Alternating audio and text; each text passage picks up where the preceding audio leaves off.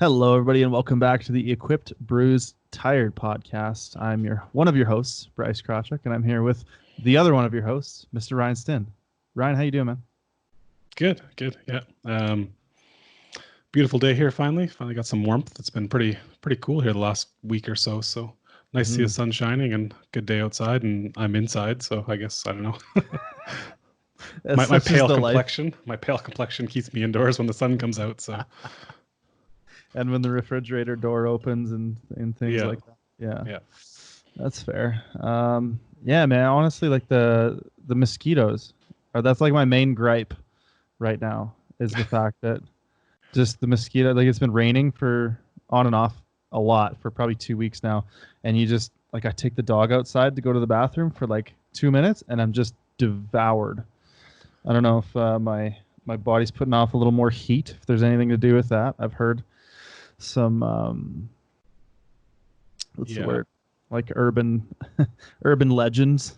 I'm the guy that the mosquitoes come after too. Like, whenever we're in a group, I'm the guy that's getting attacked, and everyone else is like, "There's mosquitoes," and I'm like, "No, because I'm here." So no, I've got this, guys. Yeah. So actually, I watched like a SciShow video on YouTube about it, and apparently like CO2 as well as like the microbial mix on your skin, and so basically I'm screwed for the rest of my life. Mosquitoes are always going to come after me. So yeah. At one time I tried to buy like a soap that was supposed to unfortunately I left it in my car and it like melted in my glove box and ruined my glove box. So oh man, that's I never tried that again, but lose situation right there. But there's no mosquitoes in my car, I guess. So I guess that helped. I don't know. That's a plus, sure. But yeah, it's been raining here too. So I'm guessing we're gonna get a big influx of those soon. Yeah. Sorry, go ahead. I was gonna say we actually bought like a bug zapper for our backyard. That's how much I hate mosquitoes. Oh, that's fair. Yeah, I get that. I understand that anger. It is anger. I am like I am literally outraged that they're constantly attacking me, and Ray is like, "Oh, there's bugs out here." Yeah. Oh, so you just finished training just now. How did that go for you? How's lifting feeling? That was pretty good, Mr. Single Leg. Yeah, I do my heavy bench today, so went up to 205 for a single. Last week I went to 207, but it was a little slower than I wanted to. So this week it told me to do about 202, but I thought I'd go for 205 again. Felt much better. I think I've been playing with like a narrower foot stance. Oh, okay. I'm struggling to find the right balance of where the feet go and trying to get good leg drive, and I feel like I'm like halfway in between rack heights. So like 9 is like a little too high and 8 is a little too low, and so yeah, I don't know. I'm real prima donna. It's a struggle, man. It's a struggle. So I don't know. But otherwise, it was pretty good. Benching felt pretty strong today. So, and then I did my 60 kilo single leg split squats, and my legs were literally like quivering after. The quiver, yeah. Like, so for so long I've done my Bulgarian split squats like holding onto a rack. Okay. So like safety bar, hands on rack, just balancing me, obviously. Right. But it's apparent that when I don't do that, my legs get significantly more sore. Interesting. Okay. So I don't know. Hopefully it's helping. I could feel my adductors kind of doing their thing, quivering. It's like not a good word, I guess. I don't know if adductors it's appropriate quivering is like, though. Yeah. I feel like I've felt that from doing lateral lunges, like Cossack squats, kind of, and then getting into my car, and I'm trying to like, because I got pretty big thighs, so I'm trying to like pull my legs together so that I can work the pedal. I bring my right leg in, and as I contract the adductor, like vibrating. No braking this time. No, just gas the whole way home. Yeah, so I don't know. It was pretty good. You're just finishing second week of washout, or are you on a new block? No, I just finished the first week of a new block. So last block and this block are both raw focused. Womp womp. But went from like a really sort of intensity based block where it was a lot of like heavy singles, triples last block to a lot of very moderate, very high volume work this block, which was kind of what I asked for, Like you tell Mike, like, I want some lower RPs this block. I want to kind of just really execute and get that feeling of just banging out good quality reps. And he's like, I got you, man. 8 sets of this, 7 sets of that, bunch of 12s, just like, yeah. So I think there was a miscommunication here, Mike. Let's start over. I'm thinking like 3 sets of 3, like 70%. I said quality reps. Make it easy, man. I just want 3 singles out of 6. That's my goal. That's my comfort zone. Yeah, exactly. But no, it's good. It's been going well. I because I was such a big wuss during washout, I was able to come back in and pretty much start off with a decent load on my lower body stuff, whereas normally I have to take it pretty easy the first few weeks of the block. But yeah, looking forward to that, what that brings. I'll probably gain a little bit more weight again, and yeah, see what happens. Accidentally dieted down. Yeah, more or less. Whoops. Body recomposition. Right. That's what they call it. Accidental or not. Not enough mac and cheese. That's the problem. Yeah. I do my best though. All right, we got one question this week. Okay. So it's from Noah V. And his question is, with gyms reopening in my area, I will be looking at getting back into equipment. I'm in a dilemma of using my new tight squat suit that will need to be broken in, or if I should be smarter to go back to an older suit that has already been broken in to let my body acclimatize to the gear again. Would you guys happen to have any input? So I actually will provide a little information here. Noah is a training partner of mine and literally asked me this question in person. I'm like, and Ray is like, that's a good question for the podcast.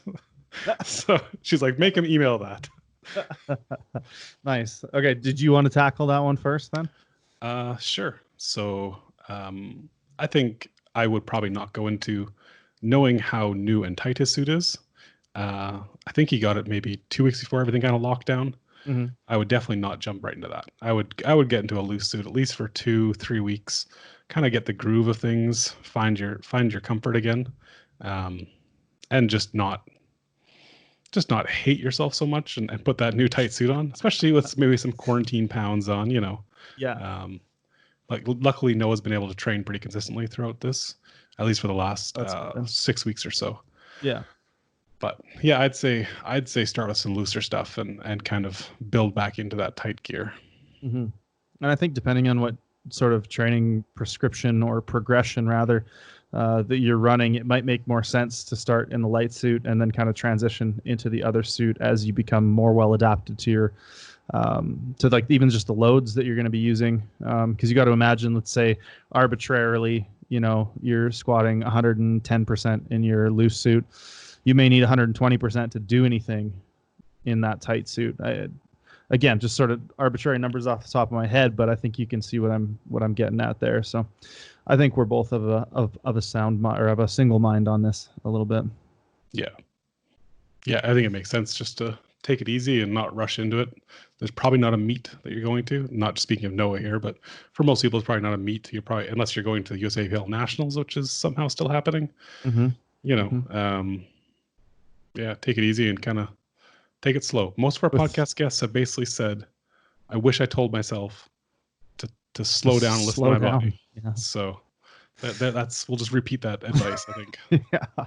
Yeah. And I think USAPL Nationals has an extra piece of mandatory equipment too. So not only can you do squat suits, knee wraps, but you're also going to be wearing a mask, if I'm not mistaken. Yep. All the lifters have to wear masks. So that's going to add a different, another additional element on top of all the huffing and puffing that you normally do, trying to get your straps up and get under the bar. But should be fun for the TC to try and identify everybody as they come out too. Yeah. Seriously. They'll need bibs on. Yeah. Name tags. Yeah. So that was the only question we had this week. Cool. If you have any questions, feel free to email us at equippedbrewstired@gmail.com or shoot us Instagram to either Bryce or myself, and we'll address it here on the podcast. Sweet. Or I suppose on YouTube as well. Feel free to leave a comment down below if you're watching on YouTube. Definitely. And I guess with that, we'll kind of toss it over to the episode here. So this week we were lucky enough to get to chat with Charles Okpoko, who is a pretty fantastic lifter, starting to transition more into raw, but has done a lot in equipment, and I think had some really good insights. He placed third place in the lightweight division of the 2017 World Games, two-time junior equipped world champion in both 2015 and 2016. Second place at Open Worlds. I think almost all of his meets. There's maybe one where he competed as a light 74, but he's a 66 kilo competitor, and 2 times classic IPF world champion as well. So pretty impressive track record. And I think I almost talked him into coming back to reorganize that 66 kilo equipped podium. Fingers crossed that my continuous harassment will get him back into equipment sometime into the future, and maybe the prospect of the World Games. But with that all being said, we hope that you enjoy our conversation with Charles. And again, any questions, anything like that, let us know. And we'll see you all in the next podcast. Okay, well, first off, Charles, thank you very much for coming on and taking the time out of your day to chat with us. We really appreciate it, man. My pleasure, man. Thanks for having me on. Absolutely. So how's your weekend going? You up to anything this weekend? Are you doing anything? Training day today? No training this weekend, man. My last workout was Friday night. Okay. It's been just a crazy packed weekend. Like, I'm actually moving from my current apartment to another apartment right now. Okay. And I started my move yesterday. So that took up like basically my entire morning and some of my afternoon yesterday. Yeah. And just had like some friends celebrating like birthday parties and stuff like that. So it's just been a crazy packed weekend with like activities and like moving and stuff like that. So didn't do any workouts. I got everything done during the weekdays though. That's good. Yeah. Well, it sounds like mostly fun, other than maybe moving. I know I don't really like moving. Yeah. Nah, moving is a process, man. Like I dread it every single time I have to move, but it is what it is. It's part of life. Yeah. Do you help friends move a lot? I know I get that a lot as a power lifter. People like, hey, you're strong, you can move stuff, right? Yeah, basically, man. I actually helped a buddy move like about a month ago. Basically I'm just like a tool to be exploited. I usually tell people if they can put like equally weighted couches on either end of a barbell and they're cool with me just picking it up and putting it right back down where I found it, then yes, I can absolutely help you move. For sure. Like, less cardio that way. Just maybe bang out a couple reps so you gotta walk up and down stairs and stuff like that. Yeah, I think what you really want as a moving partner is a strongman athlete. Oh, for sure. They're used to just like awkwardly weighted shit, and yeah, exactly. And they got the endurance for it. I do not.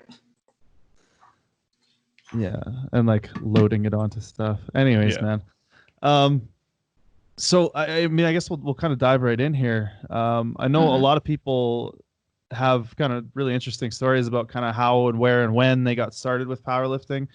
Can you tell us a little bit about how you got into the sport, how you got interested, what drew you in, and what that sort of initial beginning of your powerlifting journey was like? Yeah. So my powerlifting, I'm going to start with my powerlifting awareness. Okay. So it came about like my senior year of high school, actually. I had just kind of finished my football season. And one of my coaches had asked me to help out the girls powerlifting team at my high school. So we had a girls team, but we didn't have a guys team in my high school. That's how it was. Like, girls had powerlifting, guys had wrestling. That was like the balance things out. Okay. So like that was like how I got exposed to powerlifting like in the first place, just because like with me helping out the girls team, like wrapping knees and like helping them in like doing like the squat suit adjustment, all this like weird stuff that was completely foreign to me, and I was like, man, what is this? Yeah. Like, it was interesting. Like, he wanted me to like do it like out of school, like he wanted to like be able to coach and stuff like that, but it just wasn't like a priority or like much of interest for me to me at the time. I just wanted to finish high school and like go to college, do whatever.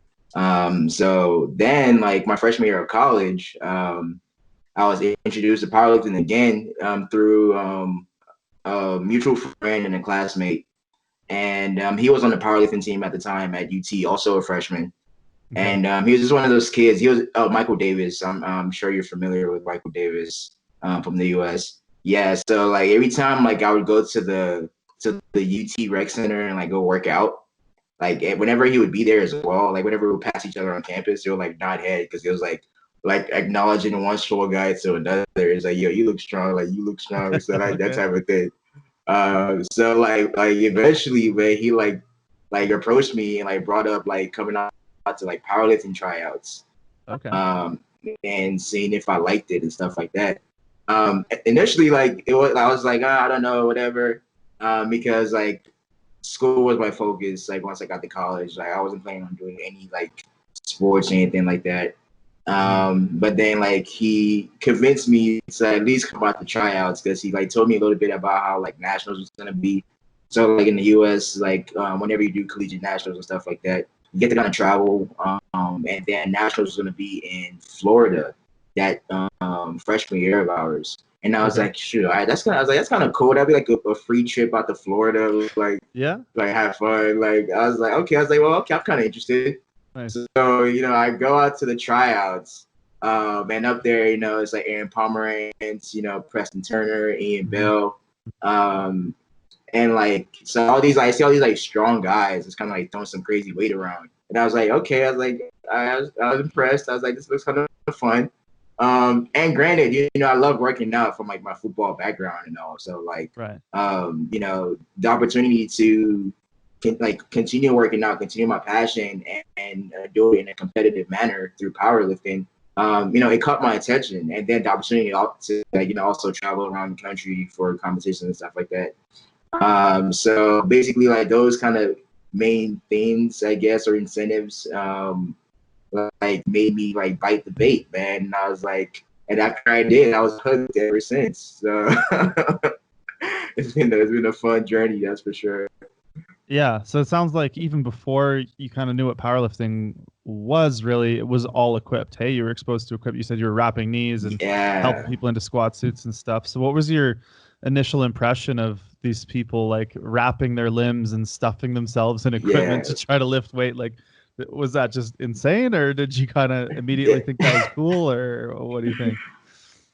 To me, it was insane, man. Like, I was like, no, I would not do this. Like, cause like they were in pain, bro. Like, cause everybody that's done powerlifting, like, especially as a beginner, like that crap hurts. So, I see these girls like squirming, like in pain, like whenever they get their knees wrapped, or like complaining about the suit because it's so tight or whatever. And I'm like, man, y'all are crazy. I was like, yo, just fucking lift the weight, like yourself, like whatever, without the hassle of all that stuff. But eventually, like in college, it was only equipped whenever I started. So although it was very like strange and foreign to me, like it was what it was. So like I just kind of accepted it, and I was like, shoot, let's give it a shot. Like, don't knock it till you try it, I guess. So yeah, but I was definitely like, man, what are y'all doing? Like the first time I saw it. So once you got into it and kind of experienced equipped and that, like, I'm going to just assume it was a rush for you, like it kind of is for everybody. Did you kind of fall in love with it then, or was it always kind of something that you just was like, yeah, well, I guess this is the way it is?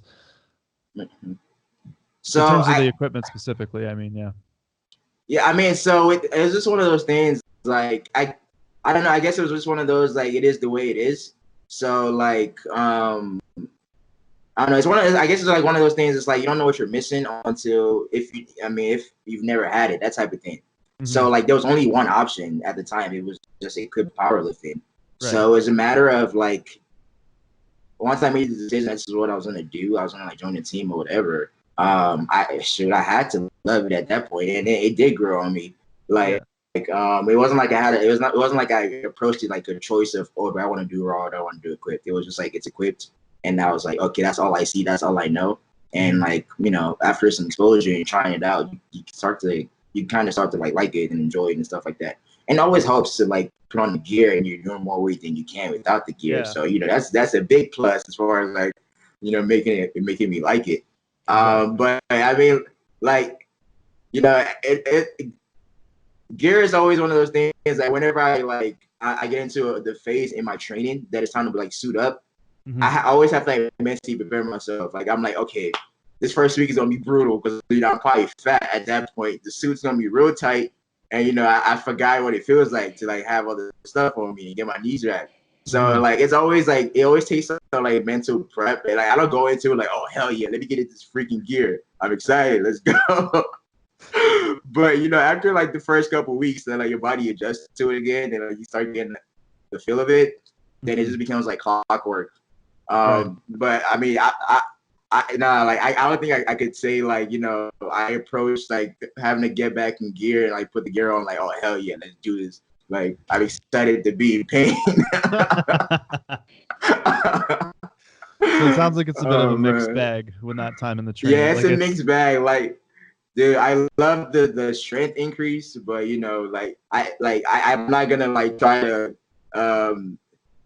I guess undermine the mental preparedness and like mental fortitude that is required to be in gear. Like it's not like a like a pleasant experience, especially if you're not exposed to it, like you're not used to it initially. Yeah. But after a while, yeah, it does like grow on you, and it becomes like normal. Yeah. So you mentioned that like we first time get back in the gear when you're a little bit heavier and stuff, but you're a pretty lean guy. Like, let's be pretty frank with that. Yeah. Hey, look, yeah. I'll finish your question. So having never experienced that level of leanness, obviously, do you find a difference when you're a little bit heavier in the gear versus when you're really lean?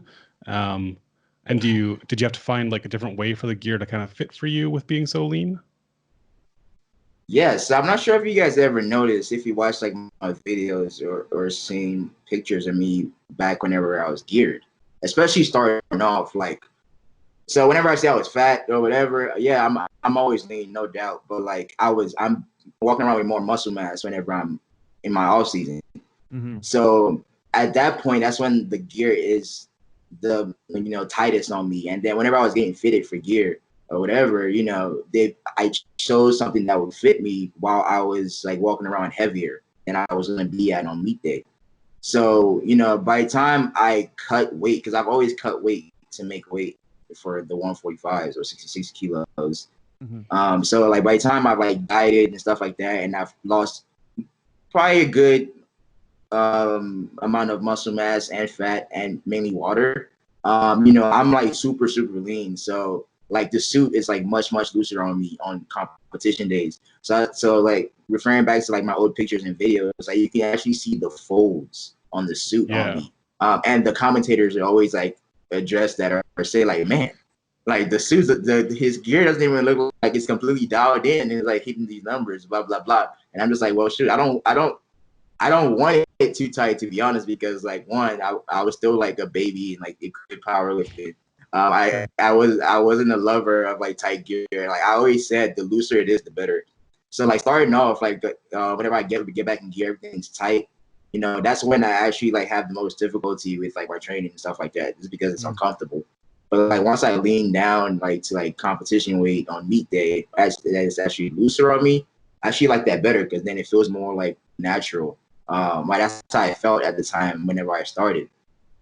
So yeah, like I'm always lean, but like I lose size like whenever I cut down to make weight. So like I still end up the suit still ends up being much looser on me on meet day.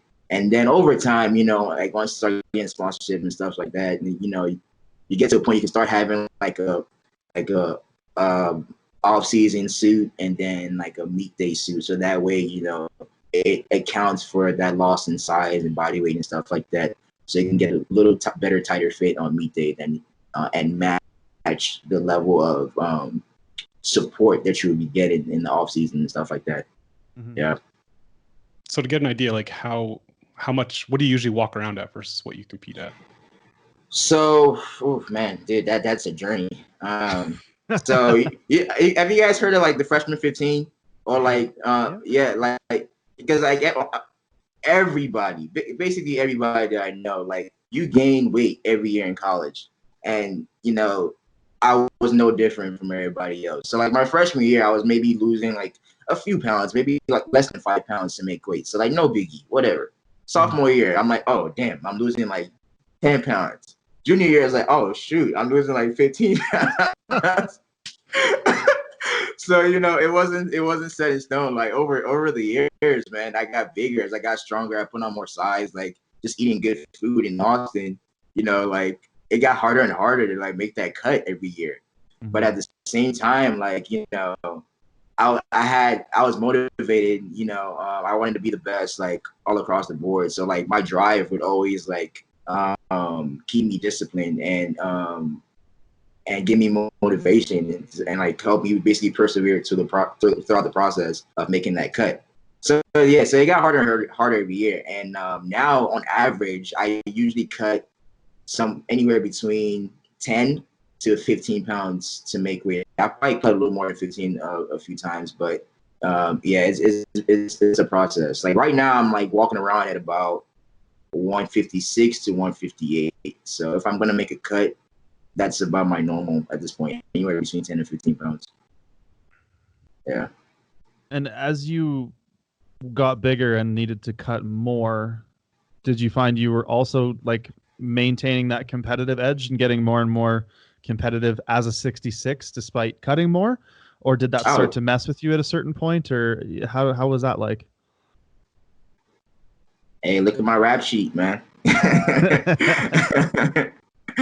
Sure, nah, it worked out fine. Basically, it was just one of those things that as I got older, I got smarter in the sport. I started to learn how to better cut weight. You refine the process every single time you do it, and you get better and better at it. And especially like back in college days, like I was doing like probably 3-4 competitions a year, so like I got plenty of practice at cutting weight. So and like the more mass you have on you, the more the more weight you can push. Mm-hmm. So it's just one of those things. Like yes, I was having to lose more weight, but I got to a point that I was losing mainly water weight, which I would basically restore in those couple hours before the competition started. So like it definitely put me at an advantage, like walking around heavier in the off season because I'm sure I feel like I'm the biggest 66 kilo lifter that's out there. I don't think I've seen anybody that I'm like, oh damn, that guy looks bigger than me.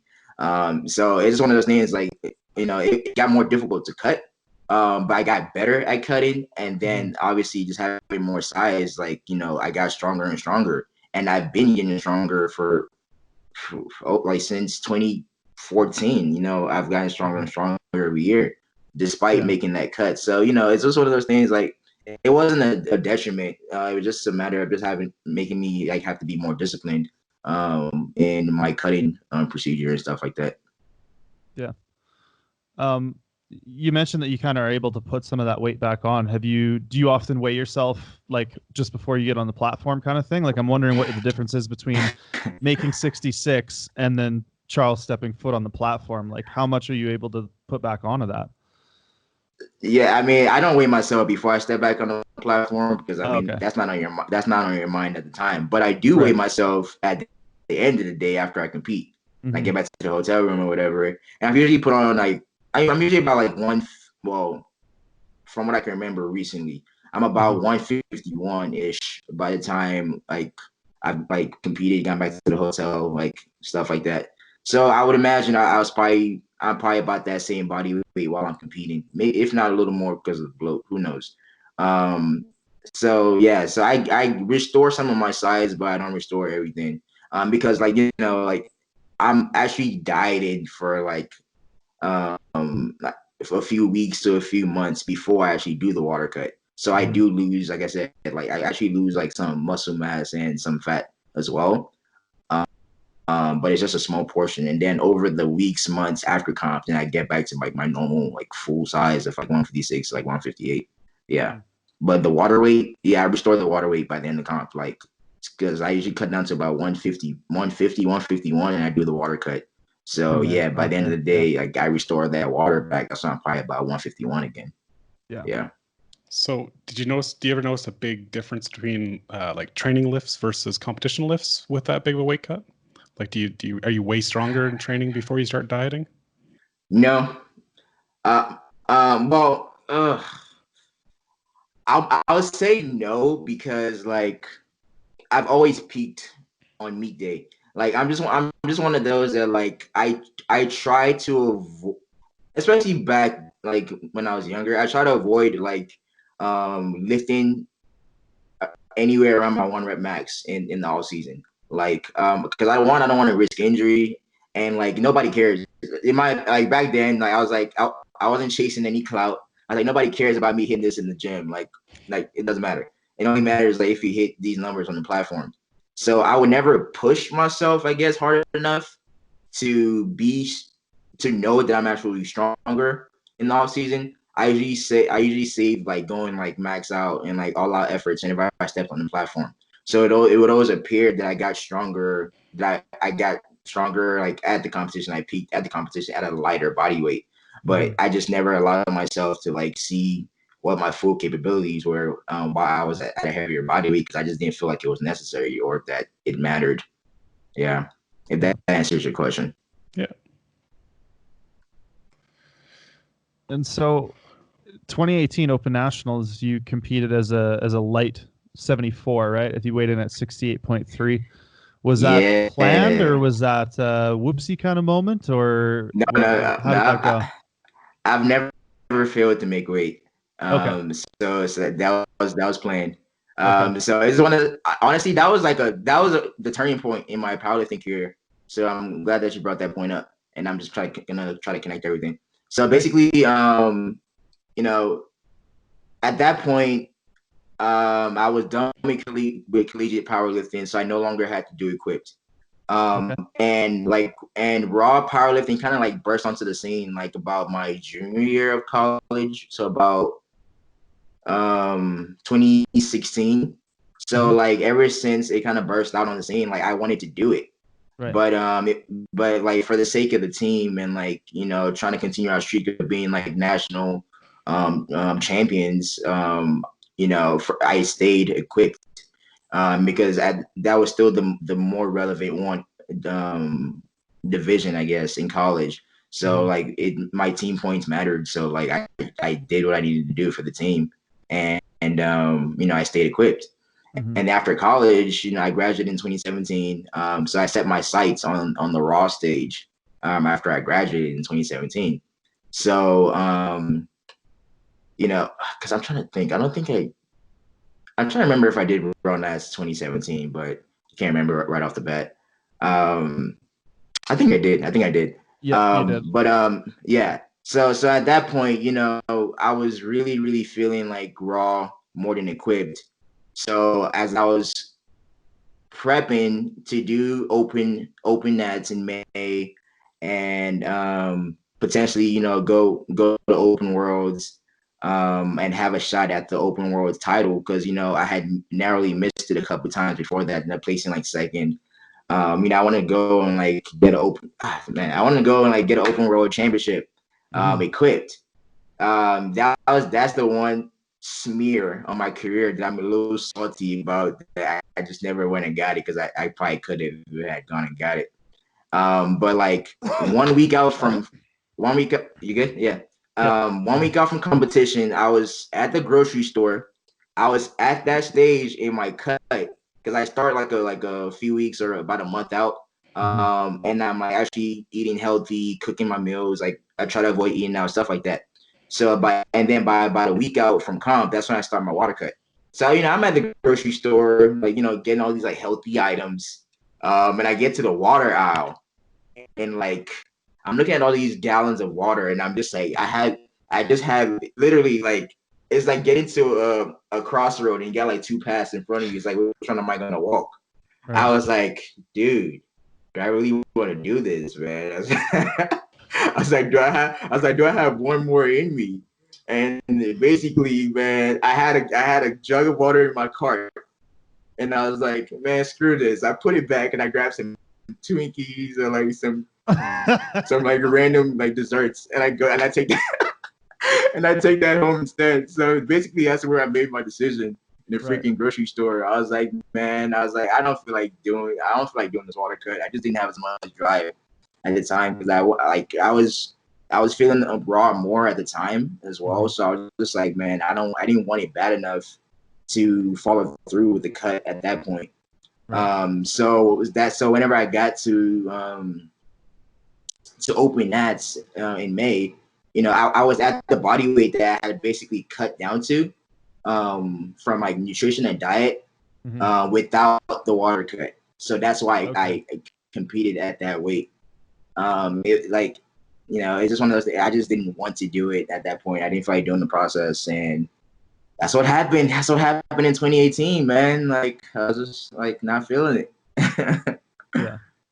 Yeah. So, with that being said, is there any chance of you staying 74 or filling out the 74s at any point? Yeah. So, that's something that's been on my mind like for many, many years. And as of now, like my intention is to go 74. Like Sheffield was supposed to be my last meet as a 66. Okay. I was gonna like leave my mark on the 66 at the Sheffield and might put up some crazy numbers that probably won't be touched for a while. But obviously I didn't get the opportunity to do so. So I still have unfinished business in the 66. Right. But again, I'm at a point in my life where I'm at like crossroads. Like at this point, I enjoy being the best in the world. I enjoy the, it's been nice to be able to say that, like without a doubt, like yeah, I'm the freaking best. Like you can't touch me, right. Like but after like I'm just at a point that like after a while, man, like it's nice and all, but like now I'm out in the real world. I got I'm thinking about my future. Like I gotta pay bills, gotta be successful, like all these things, man. So like and like just my quality of life and my happiness. So it's like, I enjoy being the best in the world. I enjoy being able to do powerlifting. And like, I've been the world champ across different divisions, like over many years. So as bad as it is to say, like it's kind of lost a little bit of its luster to me. So like I'm like I got to the point I'm like, well, I'm satisfied. Like I was like, it would be nice to continue like winning, like being a world champ and all that stuff. I was like it's not. I was like, it's not gonna kill me if I'm not. Like I'll be okay with taking a step back and going up to the 74s. And even though I wouldn't be the best right off the bat, I'll still be very competitive as a 74. I'll still enjoy powerlifting. I'll still enjoy getting stronger. But I wouldn't be the world champ anymore because there's other like crazy lifters in 74, like Taylor Atwood, Michael C, Austin Perkins, Cho. There's all these super amazing athletes in the 74s. So I'll have my work cut out to me to like catch up to those guys. Right. But it's one of those things. I was like, shoot, like I'll be happier because I'll be able to like basically eat whatever I want. Don't have to worry about cutting weight anymore. Like there's so many. There's pros and cons to like both sides. So it doesn't matter of like, do I have to drive? That's not happening for health reasons and liking how I look, my physique. Right. I'm not gonna do that to myself. Okay. So yeah, again, I'm at a crossroad right now as far as like deciding what I want to do. But as of now, I'm leaning more towards being 74, just for quality of life's sake. Like, I enjoy being the world champ, I enjoy the memories and stuff like that. But, I'm just like I've kind of made a little bit of a mental switch that I'll be okay with not having that title anymore. Just for the sake of, being able to focus on, focus on like work, focus on school, focus on like just enjoying powerlifting without the added stress of worrying about my body weight all the time and having to cut. Because, I mean, I love it. Don't get me wrong, but like that cut is like the worst part for me. Like I'll be in the gym all day, no problem. But then when it's like, oh, dude, time to go freaking diet for a month or more, I'm just like, ugh. It sucks. It sucks some of the fun out of it. But I mean, it's the process. All serious athletes that compete in any weight category sport, they all cut. But it's just one of those things. It's like the reward at the end needs to be worth it to make me want to go through that process. Right. And, like I said, that title of being the world champ just doesn't have as much sway over me that like it used to back when I was younger. Now, like, I'm just like, I'm focused more so on like, shoot, am I happy? Like, am I enjoying what I'm doing? Do I have money on the table? Like, I mean, honestly, so Sheffield, like I said, was supposed to be my last 66 competition because even before the Sheffield, like I had just started PT school in 2019, in June 2019. So I was gonna take a break from powerlifting for like 3 years because PT school is a 3-year program, physical therapy. So I was gonna like take that time to like bulk up and fill out the 74 weight class, and just focus on getting stronger, because I would be off the powerlifting scene, so I wouldn't feel as like I won't feel as much pressure, I guess, to to like want to be the best 66 still, or like want to defend my title, because like I would have no choice because I'd be focused on school. So I could step away, just kind of like look inwards and not get caught up in the talk and all the stuff and the hype. But then like I had started school. I was gonna take a break from powerlifting. I was gonna like get bigger, just get stronger, just like get back to just like enjoying lifting. And then Pete from SBD had contacted me about the SBD competition, and I was just like, man, I was like, why you gotta do this to me right now? I was like, just when I had kind of like accepted, like stepping away, like going up to 74 and just enjoying the sport, just like doing it for fun, and not so much, not so serious. He dropped that Sheffield bomb on me. I was like, damn. I was like, all right, time to like get back in the gym and be serious. I was like, just too much money on the line. So now it's like, it's sort of one of those things. It's like, if there's money on the line, there's something that I find that motivates me to make the cut. I'll make the cut so I can be at my most competitive. But now it's more so like I'm more incentivized by money because I'm an adult, man. I need money. Absolutely, man. So like I'm more incentivized by money than the appeal of calling myself the world champ. It's like I'll take money over that at this point right now. So Sheffield got me to come back and consider going back to 66 just so I can do that meet. But I was gonna like do that and potentially walk away as the best 66, like, and like hit all the goals I set for myself and just like move on. At least that was the plan. But knowing me, if I had won Sheffield and I had that money in my hands, I probably would have done it again as a 66 in the next year after that and that. Because at that point, there's an incentive, like monetary incentive. And for me, like making that cut is not an easy process. Like losing 10 to 15 pounds, while I mean, I'm young, man. Like my friends like to go out, eat good food, like party, drink, whatever. So that's part of my life. Like I'm a social person. So whenever I get into that meat prep mode, I have to like basically cut out some of my social life and basically because I mean any serious athlete has to make that decision. It's like, do I want to be like everybody else and go out and drink and eat whatever, or am I going to be disciplined and do what I need to make sure I'm the best in the world? That's a decision I always had to make. So it's one of those things. I was like, it's gonna take a lot more than say, hey, you're the best in the world and a gold medal around my neck to make me do that anymore. I was like, that's not gonna cut it for me anymore. So Sheffield was that perfect opportunity to give me that drive once again, basically, to make that cut. So who knows what's gonna happen moving forward, like because they're gonna try to put on Sheffield again in 2021.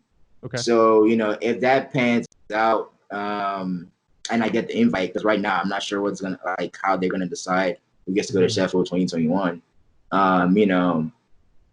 If that does pan out and I get the invite, more than likely I'll make the cut because I want to be at my most competitive, so I can win some money. Yeah. But that's kind of where I'm at, man. Crossroads. Yeah. I think you touched on some really important things and some things that I think a lot of people overlook. Like if you look at people who are in the sport and have a really drastic impact on the sport, it's those lifters that are around for a long time. And I think some of the things you were talking about there, like taking some time to just enjoy powerlifting, to balance some other aspects of your life, to do some of those kinds of things, I think is just a really good and mature sort of way to look at things, and keeping powerlifting a part of your life without it being your life, at least for periods of time. You know what I mean? Changing priorities around and stuff. So it's cool to hear you talk about that stuff.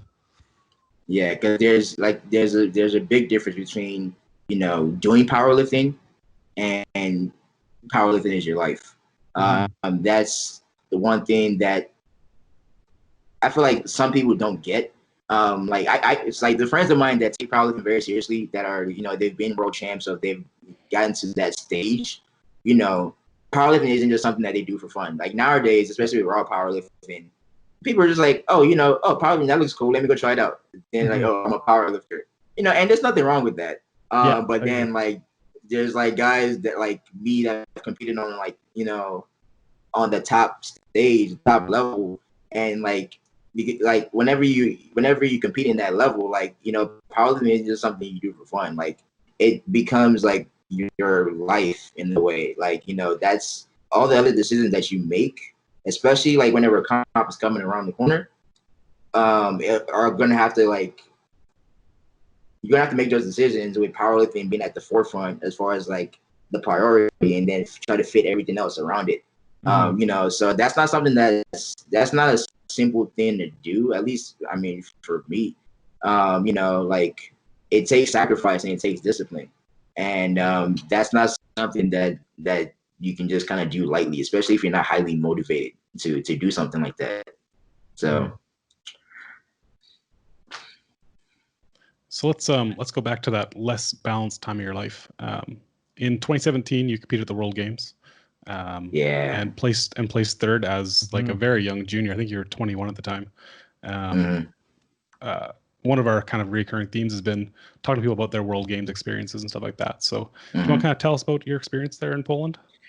Oh man, it was awesome, dude. Like that was probably one of the most fun meets I've done, as far as like just the way everything was just handled and set up for us. Like I legit felt like VIP, like strolling up to Poland and like having the entire city like set up for the World Games. Like you see like all these different countries, all these different athletes, and all these, like it was just a crazy like fun environment to be in.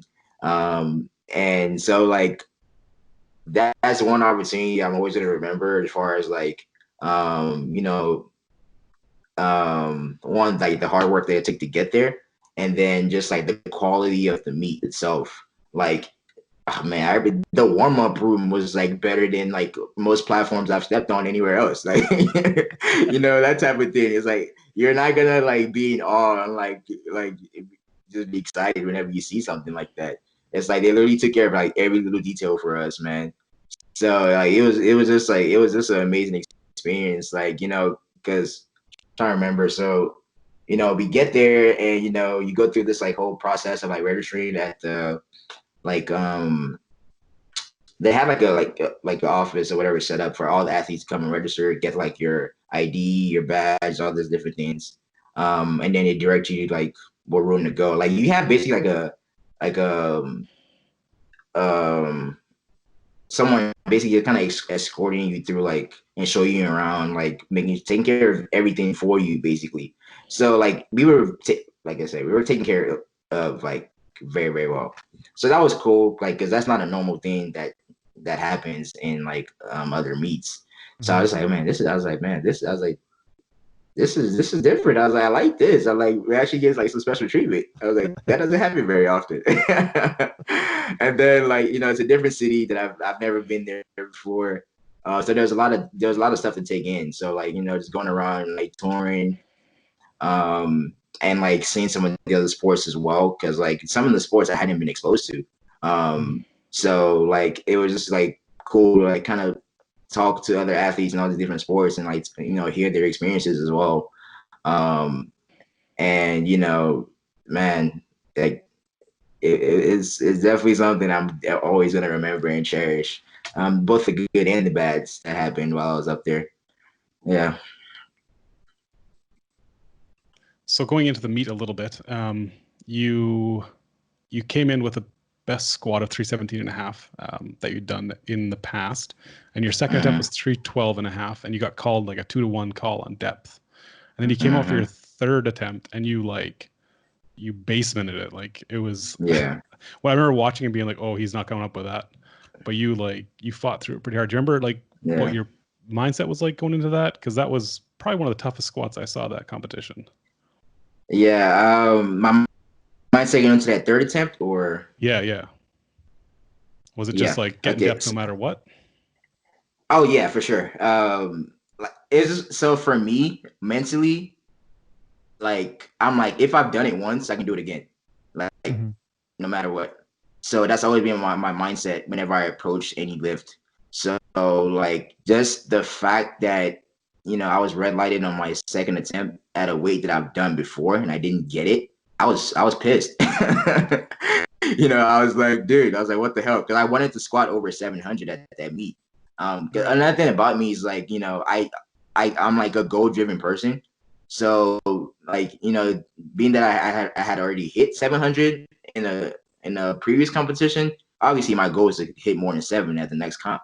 So, I was not happy about having to cut my third and squat less than 7. So for that meet. So I was pissed. I was like, because I wanted to hit something crazy. So approaching that third attempt, like I wasn't like worried or anything. It was just a matter of I had like rage, I guess, to kind of like motivate me to be like, you know what, I'm just gonna bury this crap. And I know I'm gonna get it if I get that because I've done it before. I've done more weight than that. So like I didn't have any doubt about completing the attempt. It was just a matter of making sure I got low enough that it was undeniable because I knew I could fight through and get it no matter what. And that's exactly what happened.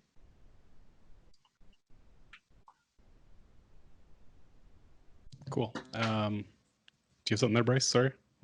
Nope. I was just going to say, on the topic of World Games, is there any chance we see Charles come or make a push for World Games 2022? That was a conversation that I made many, many times with James Townsend, right. The open roads coach. He's one of those guys that's like always in my ear, man. He's like, hey man, where you at? Right. We miss you over here on this side, man. Yeah. So, we thought about it. Like we had a full on discussion and then like, I try to map everything out and see if I'll be able to do it. Because it was going to be in the US. So it was like the perfect opportunity to do so. But I looked at, wait, did you say 2022? So it got moved back 1 year? Yeah, they've moved it from 21 to 22. Okay. Didn't know that. So now it's a completely different ball game because now it's 2022. Okay. So who knows? So for 2021, I wasn't gonna be able to do it because of school. So so for PT school, we have clinical rotations that we have to do at certain points in time, and those are not flexible and they're non-negotiable. So I looked at the dates of my clinical rotations, and they were going to be in direct conflict with the competition days. So it would have been impossible for me to do it. But now that it's in 2022, who knows, right? I have to look at my schedule now and see if it's gonna mesh. Right. Because if it does mesh, then potentially, because like I still have, I guess, some unfinished business with Equipped. So it's a matter of if the stars align. You might see a comeback in Equipped. I think that'd be awesome, man. I'd really like to see that. Yeah, man.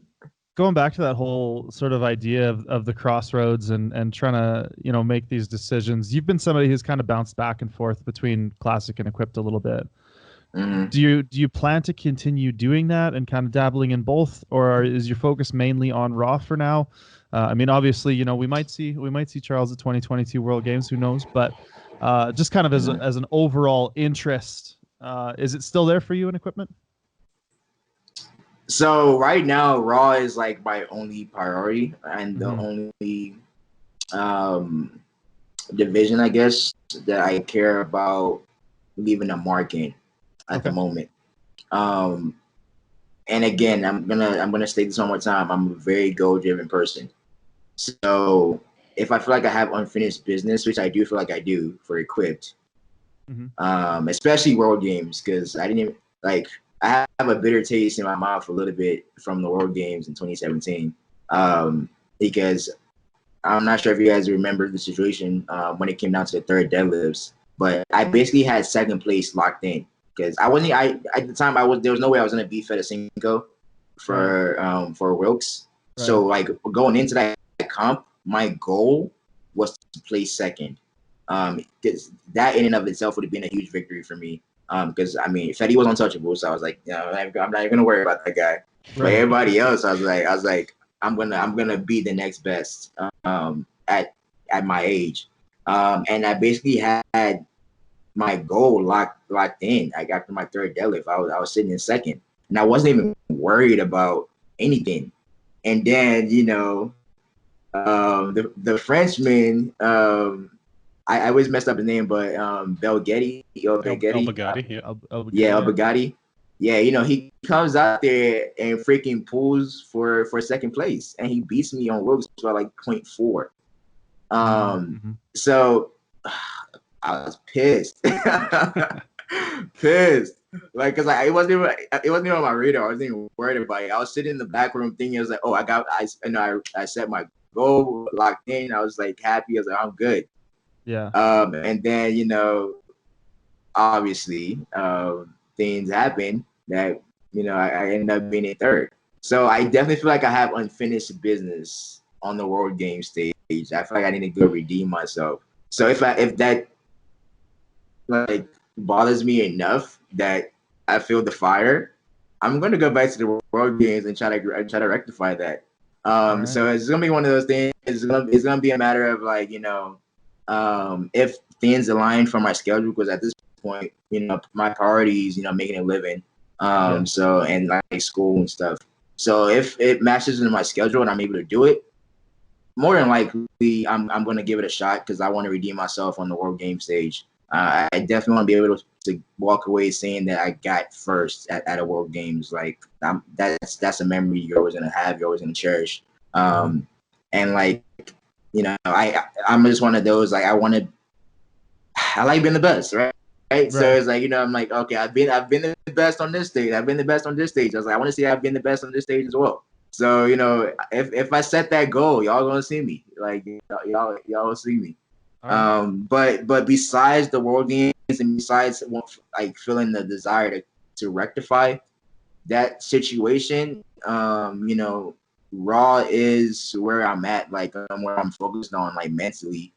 Just again, like, because like I said, whenever I was training Equipped, I had to mentally prepare myself for like every workout and like every session. And you need a community around you to train Equipped powerlifting. That's not something you just easily do by yourself.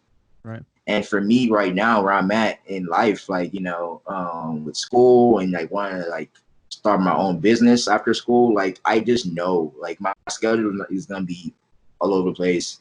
I don't know if I'm going to have a support system around me to be able to like train Equipped like consistently. It's stress.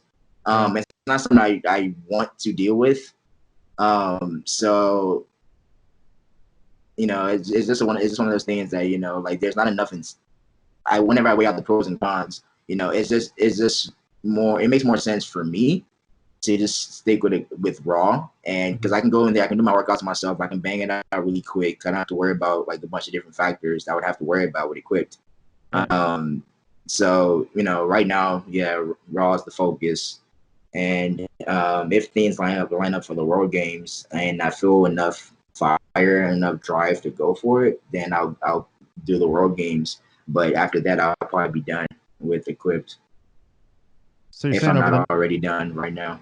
Over the next 2 years, I should DM you a lot of Hassan's deadlifts and just constantly remind you of that to push you in the right direction. Is that that's what I'm hearing? Hey, that might work. I'm so serious. That really might work. Well, like, I might consider it. Dude, I mean, I love the guy, man. He's a great guy. But I'm like, dude, I was like, you snuck one under me, man. Like, that's awesome. I love to see that competitiveness. I think that's like one of the things that's always kind of drawn me to the sport, was just wanting to be in the fray and in the mix, Yeah. Yeah, same here. I'm a very competitive person. So I'm always gonna remember that one. I'm like, yo, I gotta redeem myself.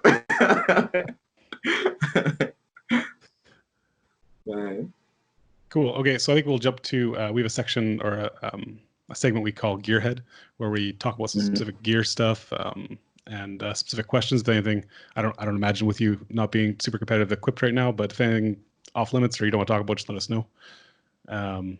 So we'll start with Beck. Did you wear stock gear or did you wear custom gear? I think you're sponsored by Titan at the time. I wore custom gear. Whenever I first started, I would wear stock. I would just wear whatever gear I was able to fit around. Like, oh, so funny thing. I'll give you a little funny thing right here. So whenever I first started powerlifting, again, y'all know Preston Turner, right? Mm-hmm. Yeah. The very first bench shirt, actually the second bench shirt I ever put on, but like the first I competed with was Preston Turner's bench shirt. And you know, he was a 264 at the time. Funny reason was because I had big arms from my size, right? Yeah. So all the stock bench shirts for somebody that would be in my weight division, none of them fit me. Like I couldn't move my arms. I couldn't even put them. I couldn't put my arms through. So the only way for me to get something around me so I can be in regulation was to put on freaking Preston Turner's bench shirt. So I did my first freaking nationals wearing the bench shirt of a 120 kilo lifter. It was hilarious. So I was basically out there raw benching. I've never had that problem. Yeah, hey, it's a curse and a blessing. I'll say that. So needless to say, yeah, all my equipment was custom made just because my proportions just weren't natural for a 66 kilo lifter. Mm-hmm. And did you do a lot of modifications to your stuff, or were you living in Texas at the time, so you're able to get it to Titan pretty easily if they wanted to do the modifications? How did all that work?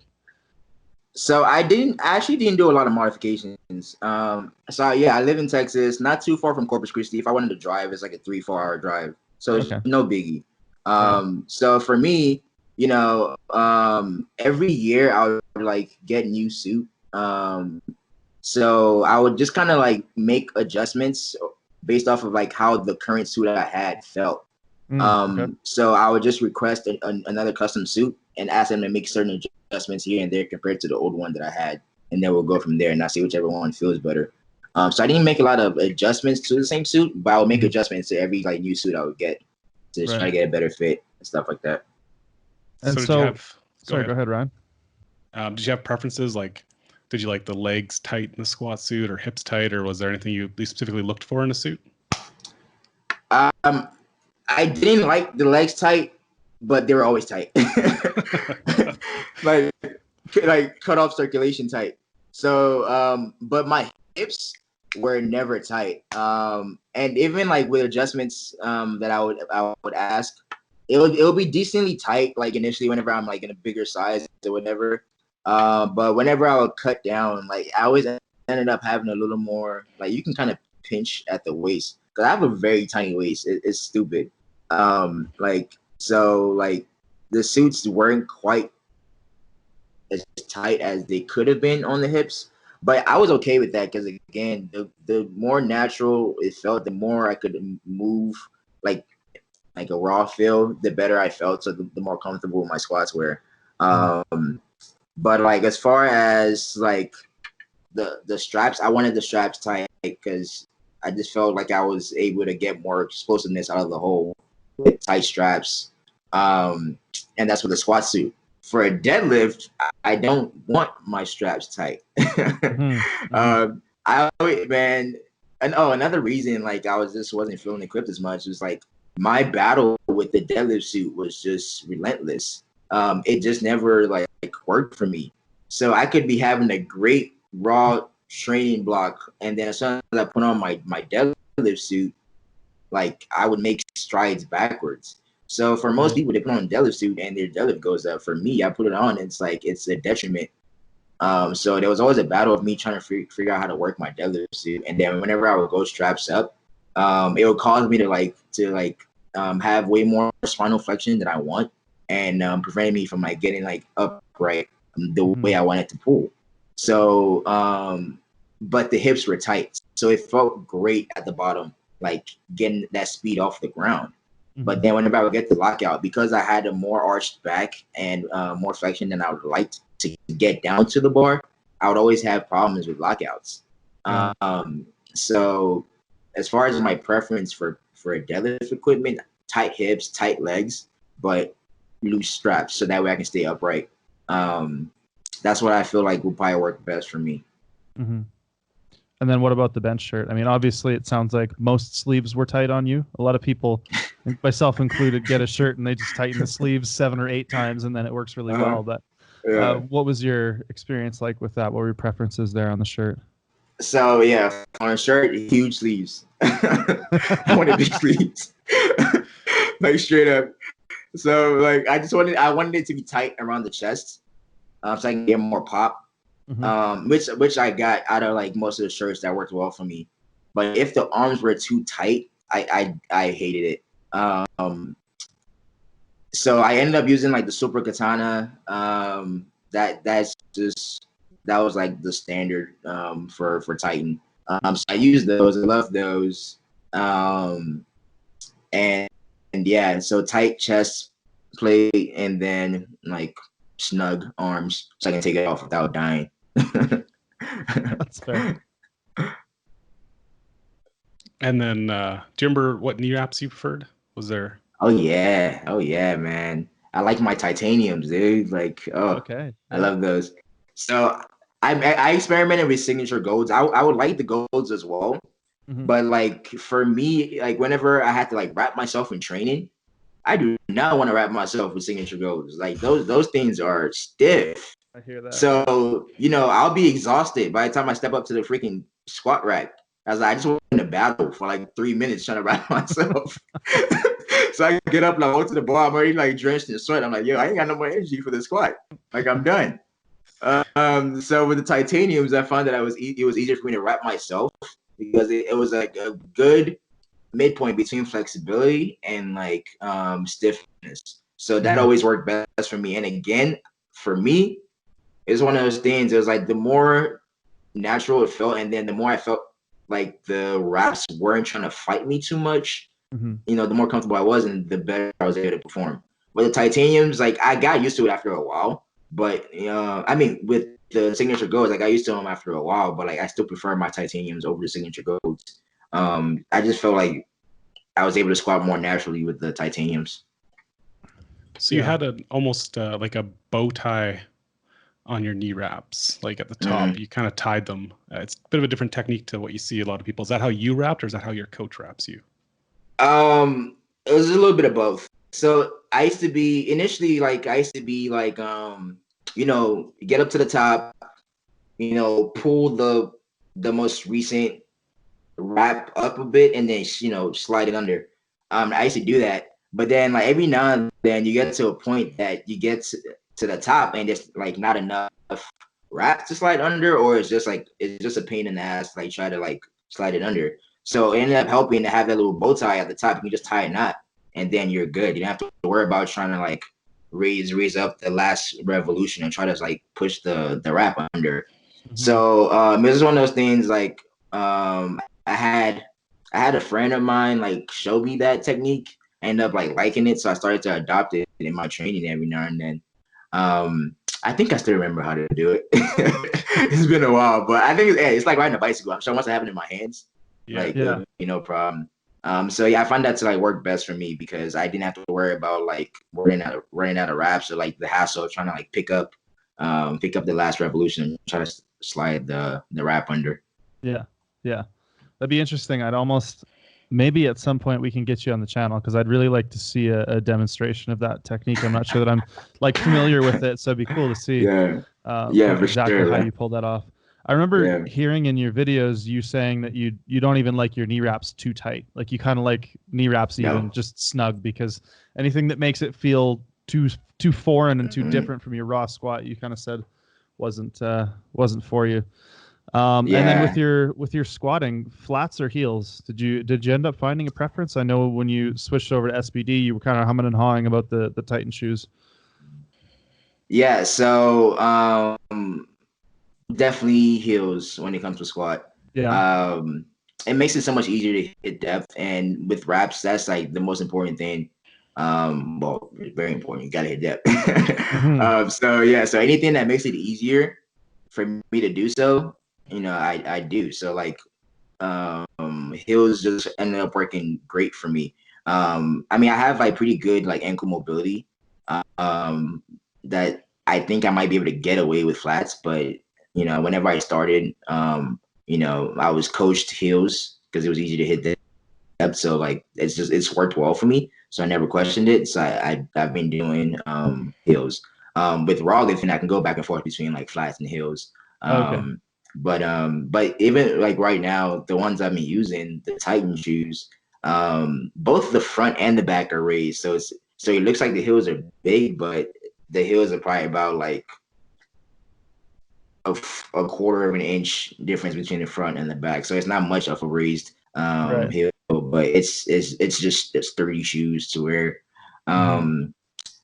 So, and then going back to the wraps, yeah, man, I don't like my wraps tight. Like, so I'm squatting those weights like with like not loose wraps, but like just snug. So how many revolutions? There's been. Do you know? I don't know, I'm not man. Sure. That's okay. That would vary. So with the butterfly method, it's like about 6. So that one I remember. With the normal method, I don't remember. It just depends on who's cranking. The normal method. With the revolutions, it kind of have a technique to it. And for me, it usually takes about like 6 on a good day. Like when it's really cranked up, like 7 revolutions. That's when like we're going for a third attempt, like PR or something like that. Because I remember there was a so whenever I squatted 700, my very last collegiate nationals, I had Ian Bell wrap me for my third attempt.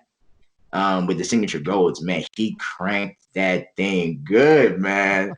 And like, I'm not a fan of tight wraps, but I was like, yo, this is 700. I was like, man, mess me up. that was what you needed that day, hey? I was like, I'm not gonna complain, man. I was like, I'll suck it up. Like, I don't care. Because I mean, on meet day in competition, you got so much adrenaline. You're not worried about the pain of the wraps. In practice, I'm more of a titty baby. I'm like, that hurts. I don't want it. I don't want it tight. But on meet day, I'm not worried about that as much. I'm like, yo, whatever needs to be done, let's do it. So I can handle like tight wraps if I need to. But like whenever I'm lifting in the gym, like leisurely or whatever, I'm like, I don't want to be dying. So it's like let's not kill me. Yeah. Yeah.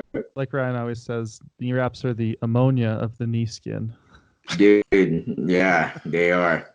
Like it's like I'm not worried about the weight on the bar. I'm like, oh, my knees. I was like nothing matters. Nothing else matters. So I was just like, man, knee pain. Let's go get this done. Get these wraps off of me. Man. Yeah. All right, so we have some common questions that we kind of ask all of our guests, and we'll run through a couple of them here quick. What would you identify as maybe your highlight of your lifting career so far? Ooh.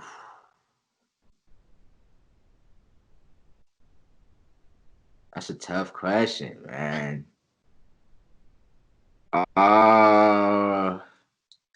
Definitely like stepping on the podium at the World Games as a junior.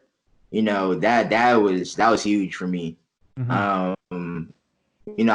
Yes, I said I was salty because I didn't get the result that I wanted, but at the same time, like, it was kind of basically unheard of to have a junior going, not only like competing at open worlds, but also like doing well enough at open worlds to make it to the World Games at such a young age. So like, I was very, very proud of myself, to say the least, to get to that's the biggest stage in powerlifting at such a young age. So that's always like one of the greatest highlights for me in my powerlifting career.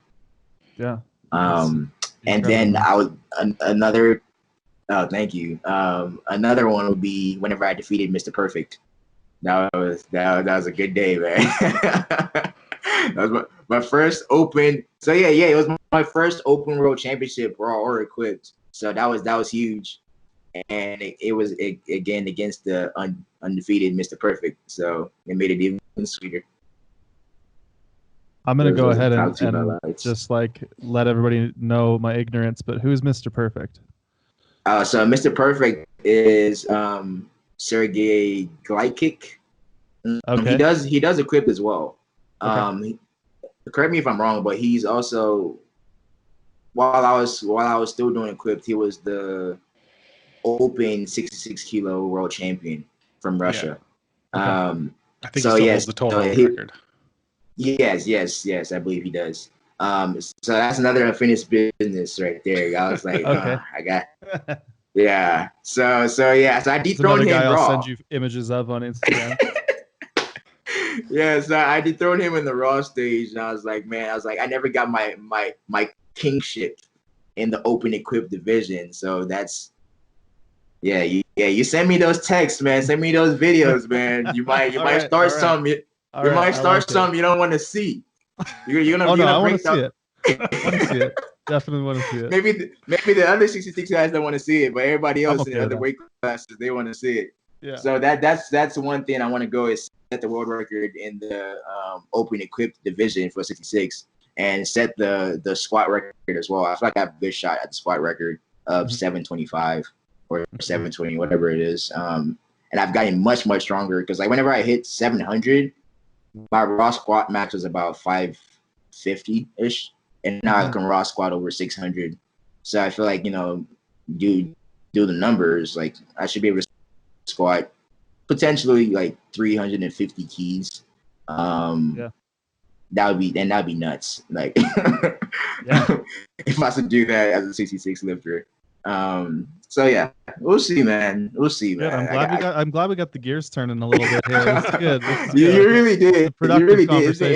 It's been buried for quite a while, but now you got my wheels spinning, dude. So to depart and kind of play the counterpart to that, what would you say is the lowest point of your lifting career, and what, if anything, did you kind of learn from it, or how did that, maybe inevitably kind of help you moving forward? Oh man, so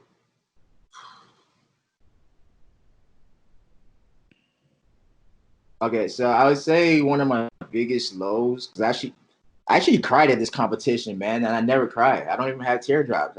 They're gone. I don't have tear glands, man. It was my first open worlds equipped. I ended up placing second. I lost to the lifter from Chinese Taipei. I don't know how to say his name right, but I know his name. You guys know what I'm talking about? Say? Yeah.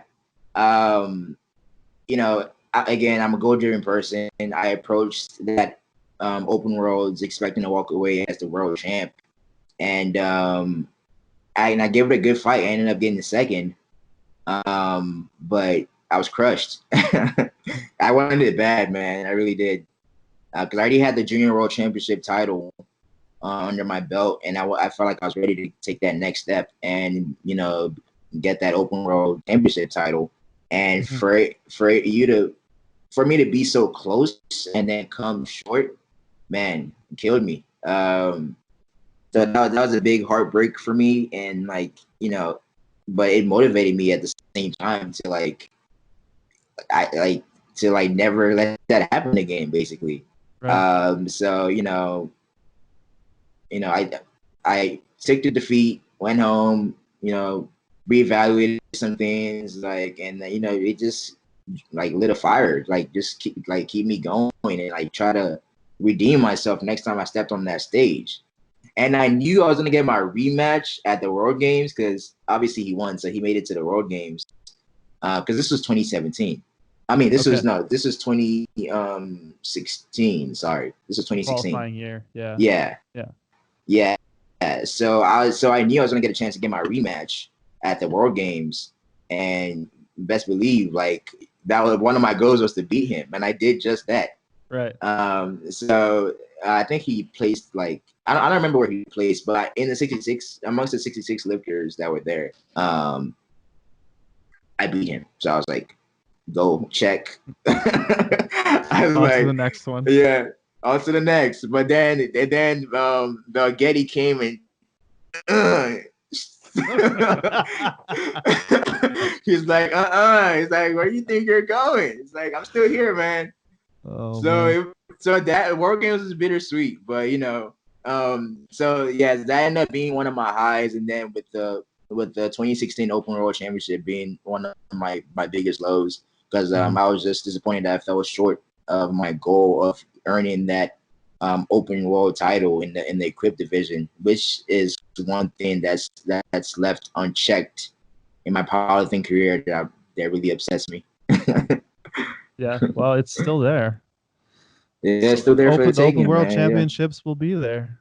I know, man. Hey, I see what you're doing. Man. Stop it. I'm not trying to hide it very well. So you're like planting those seeds in my head, man. Stop it, man. So who would you say maybe some of your biggest inspirations have been? And it doesn't necessarily need to be powerlifters, but throughout the years, who have been people who have kind of inspired you? When I started, definitely Preston Turner and Ian Bell. They were both world champions whenever I started powerlifting, and they were basically my mentors whenever I started because we were on the same team. I learned a lot of what I know about powerlifting and about equipped powerlifting from both of them. So starting off, those guys were like my biggest like mentors and like inspirations. And then, to be honest, my greatest inspirations were always my competitors. Like whoever was the best in whatever division I had set my sights on, like lit the fire underneath me to like do the work that's gonna require to like replace them. So it is one of those things that like I always looked up to whoever was at the top, in whatever division I was at. So whenever I started collegiate powerlifting, it was James Vang that was at the top of the 66 kilo weight class in the U.S. So he was my biggest inspiration. And then once I beat him, it was like, okay, who's next? And then that was whoever the junior world champ was. I can't remember at the time. So I set my sights on that person and then defeated him. So on to the next. So I'm just one of those, like, I'm a go-driven person. Once I set my sights on a target, like, you're my biggest inspiration. And until I beat you, you're going to be my inspiration. And then once it's done, it's like, all right, what's next? What's next, man? So that's just how I am, man. Like, I just set my sights on something and I just try to go get it. Awesome. So if there was sort of one piece of advice you could give yourself if you were to speak to Charles just starting powerlifting however many years ago, what sort of wisdom would you kind of give yourself? I said, put that donut down, man. Stop eating. That would solve all my troubles, like literally. But I guess on a more serious note, like I would definitely tell myself I would have told myself to take my recovery and my rehab more seriously, or like my injury prevention more seriously. Because right now, at this point in my career, like I've had plenty of injuries. Some that I was able to get past completely, and just some that have stuck with me. So as a younger individual, you have that mindset of like, oh, I'm good, I can get past it, I'm tough, whatever. Like, I don't need any help. Like, I'll be all right. Now I would have smacked myself, like, yo, what are you doing, man? I was like, you're doing some damage. So I would have definitely told myself to like, take better care of my body and incorporate more treatment and recovery modalities just to make sure my body was healthy in the long run. Because I'm definitely paying the price for some of the decisions that I made in the past. And I'm just having to try to work around it, which is what inspired me to go to physical therapy school in the first place. Is so I can, one, further prevent any upcoming injuries for myself and, try to correct the damage that's already been done. And also like teach others like how to do so and like let them know like you got to take your injury seriously. And also injury prevention is like one of the most important things you can do. So I want to try to preach that and incorporate that into like any program and any training that I do. And yeah, that's what I would tell myself, man. Just be smart. Don't be stupid with your rehab and recovery. Seems like a pretty common theme. I think the answer to that question is often something along those lines, I think, with most of our guests. So anybody out there listening, maybe just getting into lifting, that's a hint. Yeah, man. I always tell like clients, they're like, yo, if anything happens, I don't care how little, like let me know. And like, take those steps back. Like it's much easier if you just like take care of it the first time, and then if you like try to drag it on, like, because you can be doing some major damage that you're gonna be paying the price for like later down the road. So yeah, I definitely try to like I try to push that as much as I can. Sure. All right, I think last question for you would be: do you have any concrete goals you're kind of looking for right now? Oh, dude, so many goals, man. I'm a goal-driven person. So I got life goals, lifting goals, like just so as far as like life goals go, man. Like, so again, right now my priority is being successful in whatever field I decide to like venture into. And for me right now, it's physical therapy. So my sort of immediate like goal is to finish physical therapy school, and then after that, establish my own practice. That way, I'm my own boss. I'm a entrepreneur in my field, and be a successful PT and like just and strength coach at the same time. So that's like my big like life goal, and also like like everybody else out there, just live a happy life. That's a life goal as well, man. Like like I'm a big believer in like do what you love. Like, so like I want to make sure I stay on that path and like basically just continue to do like the things I enjoy to do, I enjoy doing, and hopefully make some money out of it, like powerlifting. Yeah. And then as far as like powerlifting goes specific, my goal is to basically like be healthy. I'm not gonna say stay healthy because I'm not quite healthy yet. I want to get healthy and then like just continue to enjoy doing the sport. Like I would say like be number one because like I want to be number one overall. Like don't get me wrong, because I was so close. Because like 2019 after Raw Worlds in Sweden, I was ranked number 4 overall across all the weight classes, behind Brett Gibbs, Russell Orhe, and Taylor Atwood. So my goal going into like Sheffield in 2020 was to be number 1 all across the board. But then they went and switched up the formula on me. So now I'm just like, man, it makes me almost like not care about like the ranking overall anymore, because like it can change at the drop of a dime, which is super annoying.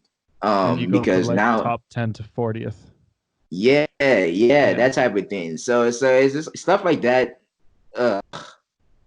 It definitely like it definitely shifts your priority, and it shifts your mindset like a little bit. I'm not gonna lie, because like I'm like, what's the point of me busting my ass to try to get up to like number 1 in the world, and then you can just go out there and change the formula, and now like it's whatever. So it loses its significance and it loses its impact.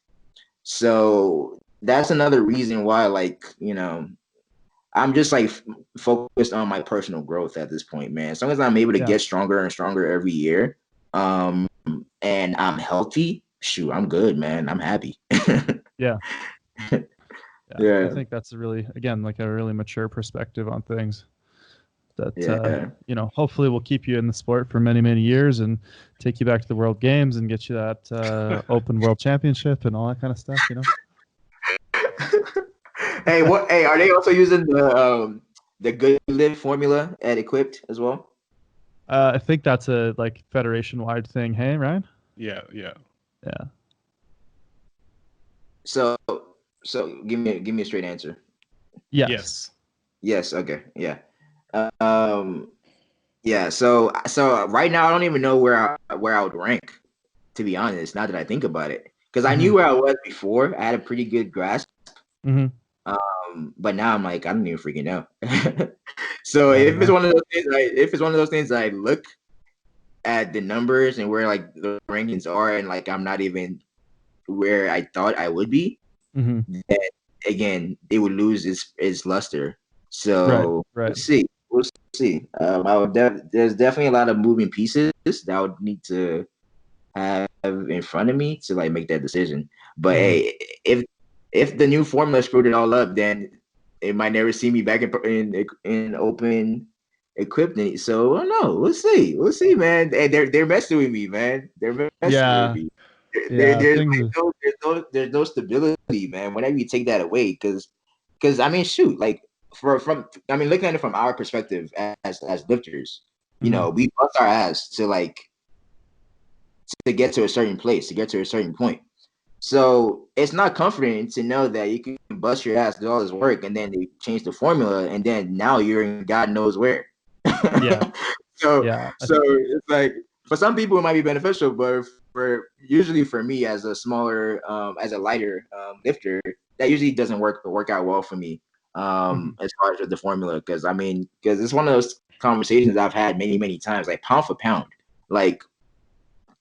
I know pound for pound, I've been at a point in my career that I was the best overall, like regardless, like when you compare like my current body weight to the amount of weight that I lifted. So it was always unsettling to me that, you know, despite that fact, somebody could just like put a random formula and then it's like I'm at their mercy basically. So that's like little stuff like that has just like made a mental shift for me already in focus, because then it's like it loses its luster and it loses its weight as far as like how important it is to me and in my life. That's why I'm saying, like, you know, for me right now it's more so a matter of personal growth. As long as I'm getting stronger and I'm happy, like I can see the objective growth in like in my performance and in my strength, like stuff like that. Hey, I'm gonna be satisfied, man. Because right now, like the most important thing for me is just being successful in life in general, instead of just like being powerlifting, and more so the impact that I make in like other people's lives, and helping them reach their goals in fitness and just general well-being and stuff like that.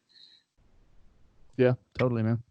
So if anybody listening out there wants to find you or find out more about you or your coaching or your practice once it's there, where can people find you and kind of follow along with your journey as you go through all these goals? Easiest place to find me would probably be like my social media.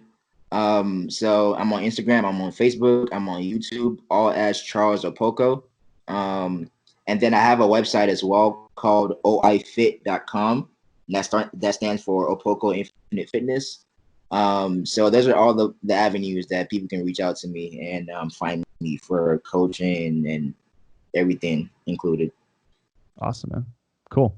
Well, I want to give you a big thank you for spending part of your very busy weekend with us and talking some shop and talking about equipped lifting with us. Yeah, man. Thank you so much for having me on, man. This is actually a blast. So awesome. Great start to my day, man. Good. I'm glad to hear that, man. Yeah, and definitely looking forward to doing this again in the future. Beautiful. Hey, okay. We might be having a conversation about my return to the equipped world. Like, who knows? We will be for sure. So we'll see, man. And then if I end up in freaking Canada, then I'm gonna have to stop by your gym or something. So absolutely, we'll absolutely, man. You can teach me how to bow tie my knee wraps. Hey, no problem. We can do that. You can teach me how to deadlift in a freaking deadlift suit. So hey, win-win for both parties.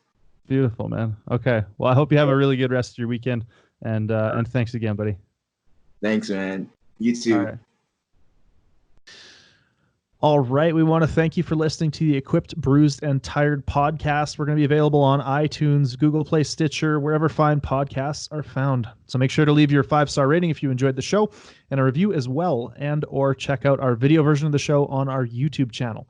If you have any questions for ourselves, guest suggestions, or questions for our guests, you can go ahead and contact us at equippedbruisedtired@gmail.com, and make sure to do your part to spread the word of the Equipped Renaissance. We'll see you next time.